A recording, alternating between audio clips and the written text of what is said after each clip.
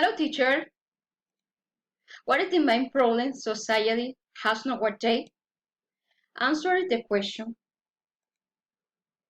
What is the law? Dear Mr. President, the two songs are really old. They had a decade at least, but they later still had a strong impact because they still talk about the current problem of society, such as poverty, discrimination, although each singer of each song has a totally different point of view. In my opinion, the song that had the most relevant and contribute the idea was the song Where is the Love, which speaks directly of social problems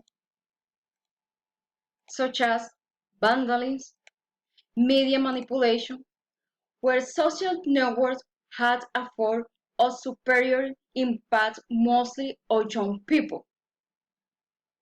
But the contribution of Pink in the song Dear Mr. President, we talk about homelessness, sexual discrimination, and how people with great influence to talk about hard work without ease starting from the bottom, without knowing firsthand of the pain of poverty was something that really makes sense in my head. And finally, seeing her talking about the president redirect by thought that the corruption that's about in the world and the many deficits that selfishness bring from one person to an entire country. Thank you for your attention.